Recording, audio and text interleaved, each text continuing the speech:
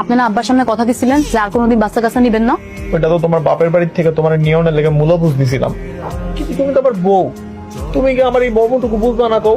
আমার আবদারটুকু রাখবা না? আমার স্বপ্নটা পূরণ করবা না কও? আবার এসব কথা? আপনার যেহেতু এতই বাচ্চা কাচ্চা নেওয়ার শখ, আপনি আর একটা বিয়ে করেন না, বিয়ে করে ওই ঘরে বাচ্চা কাচ্চা নেন। এটা তো ভালো বুদ্ধি। আর যদি মামলা করে তাহলে কিন্তু তুমি ফাঁকটা যাইতা। আমি আমার বউর লগে কথা কইছি তো, একদম অনুমতি লয়ে লইছি, কোনো সমস্যা হইব না। তুমি তো বিয়েটা বলা, তোমার জন্য দিতে হইব ডিভোর্সি বা বিধবা মাইয়া। চাচা, বিধবা হোক আর ডিভোর্স হোক তাতে আমার কিচ্ছু যায় না, কালা হোক মোড় হোক বাইটটা হোক কিচ্ছু হইব না। আপনি খালি আমার লাগে একটা পাত্রী দেন, বছরে বছরে আমরা একটা বেলা বাচ্চা দিবা পারলে হইব। এলাকার লোকজন কি করবো? যার বউ আছে, তিনটা বাচ্চা আছে, সে কিনা আমার বিয়ে করতে চায়?